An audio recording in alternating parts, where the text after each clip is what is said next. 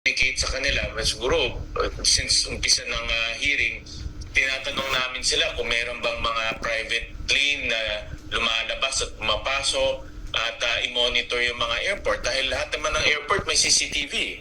Imposible. Sari-sari store nga may CCTV. Airport pa kaya. Kaya sabi namin gamitin yung kanilang mga technology para i-monitor yung movement kung ni Go Huaping kung pumapasok o lumalabas. So zero in natin ang responsibilidad dito. Humiram ng 30,000 pesos na may monthly interest na 800. Hindi, sulit.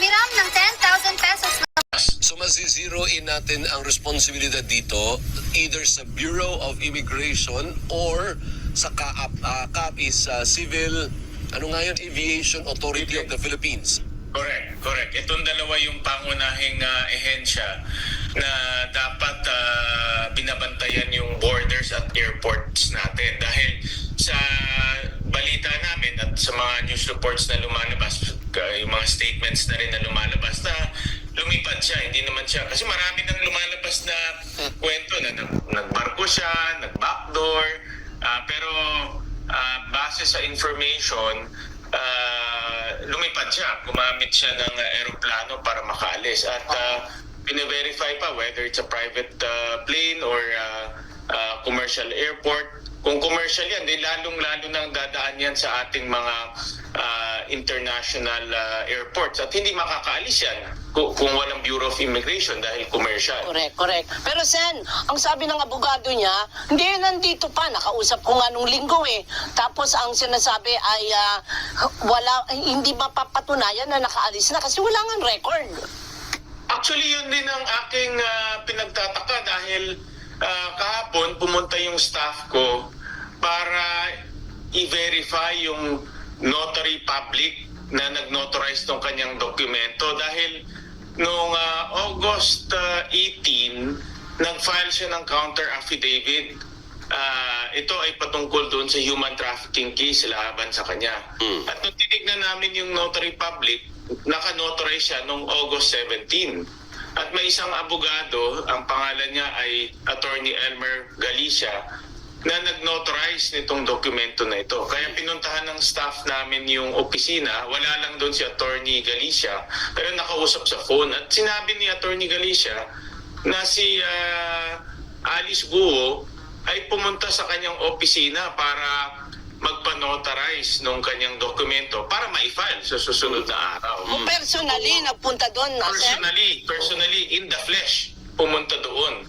No? So, kaya patatawag namin itong si Attorney Galicia para makausap at malaman kung ano ba talaga yung kwentong ito. Opo. So anong gagawin natin ngayon? Ipagpalagay na natin na nasa ano bang latest, Indonesia ba siya o Singapore na? Parang Singapore no? Dahil itong kung matatandaan natin si Cassandra Ong, umalis rin siya papuntang Singapore. Kung maaga siyang umalis, no? Yung pamilya ni Go Huaping umalis na rin papuntang China. At kaya marami sa kanyang mga kamag-anak at yung mga kasama niya dito sa Pogo ay umalis na rin. Iba nakatakas na rin. So kaya nga hindi malayo na siya rin ay tatakas na dahil kung ma-revoke yung kanyang citizenship, wala na siyang purpose dito dahil una-una hindi na siya Filipino, pangalawa hindi na siya mayor, at pangatlo hahabulin siya ng ating pamahalaan. Pero para sa akin temporary setback lang ito, Alvin, Doris. Yung kaso ay tuloy-tuloy na tatakbo yan at pag wala siya lalong bibilis yung kaso dahil paano siya magpo-file ng mga counter affidavit and hindi siya physically present. Kaya temporary setback to. Eventually, pag tumakbo na yung kaso, papa-extradite siya dito sa ating bansa at haharapin niya itong mga kaso at parurusahan siya dito. Paano yun, sir? Hindi pa po siya na-arraign. Hindi uusad. Masishelve muna. Kasi wala pa siyang arraignment. Hindi ho ba ganun yun? Hindi, tuloy-tuloy pa rin yan kahit na hindi siya physically present dahil gobyerno ang nag-file at kumbaga kawalan mo yan pag hindi ka pumunta. No? At hindi rin naman papayag na puro papeles lang ang fina-file, no? So importante yung physically present rin yung tao, yung respondent. Kaya tuloy-tuloy yan at eventually liliting kanyang mundo at eventually papabalikin siya dito sa ating bansa. So paano yun? Is the Senate going to move na kasi parang ang kaso niya, parang pareho nung kay Arnie Teves. Oo, Teves. Diba ganun ang nangyari? Eventually, mag-i-expire yung passport po niya. Well, hindi siya Filipino eh. So kahit na-cancelin natin yung passport niya, hawak pa rin niya yung Chinese passport. No? Pero importante na mag-file tayo ng kaso dahil yung krimen nangyari sa ating bansa eh. Pag nangyari ang krimen sa ating bansa, tayo ang may jurisdiction over that individual. No?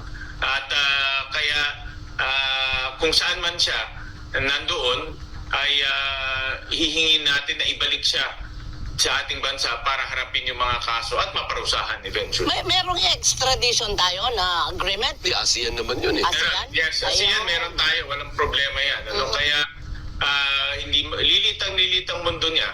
At tingin ko hanggang dito lang, umiikot lang naman siya dito at hindi siya makakalayo. Dahil pag pupunta siya sa ibang bansa, mas mahigpit doon eh. Correct. Lalo na kasi kung yung kanyang passport ay, for example, Chinese passport na yung gagamitin niya, mas komplikado yun dahil kukuha pa siya ng visa at iba pa. Pero samantala, Sen, ano po ang magagawa natin para papanagutin yung mga naging susi sa pagkakatakas nitong si Mayor Go?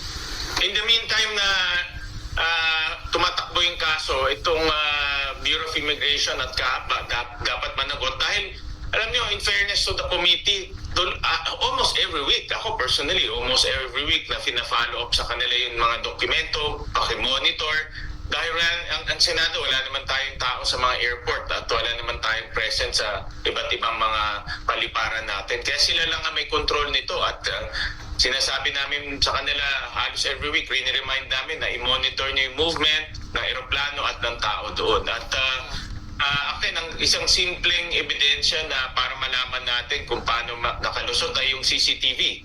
Kasi nga kung base sa information, parang nag-commercial flight siya, kung totoo yun, eh meron CCTV. Dapat meron.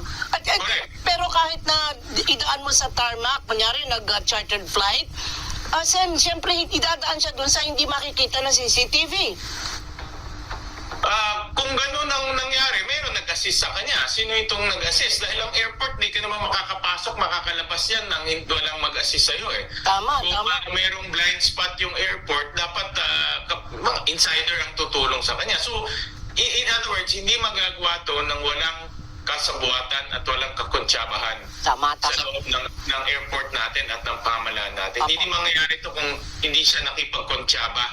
Kaya importante ngayon na hanapin kung sino itong mga ito dahil kung mayroong ganitong sindikato na nag-ooperate, baka konektado rin to sa Pogo dahil alam natin maraming foreigner, dapat mabuwag rin yan at paparusahan. Sa magkanong paraan? Yan, sa magkano? Oo, yun ang tanong doon. Magkano? Alam natin malaki ang perang ugong-ugong dyan, kaya kasama na rin yan. Sen, pakipaliwanag lang, bakit po hindi hold departure order ang iba na laban kay Mayor Go at lookout lang? Wala pa kasing kaso eh, no? So, korte lang ang pwede mag-issue ng hold departure order. So, tumatakbo pa yung kanyang kaso eh. Kung matatandaan natin, maraming kaso tumatakbo eh, pero wala pang pinal. No? So, hindi pa ma-issue yung hold departure order dahil korte lang ang pwede mag-issue niyan. So, ngayon may lookout bulletin para malaman lang kung saan na siya. Pero ganun rin eh. Kung July 17 siya umalis, halos isang buwan na. At wala pang, kumbaga walang information, walang record, walang feedback eh. No, na nanggaling sa Bureau of Immigration. Okay, so just to wrap this up, this discussion about Mayor Go, anong next move? Next hearing, papatawag na kaagad yung immigration officials and CAAP.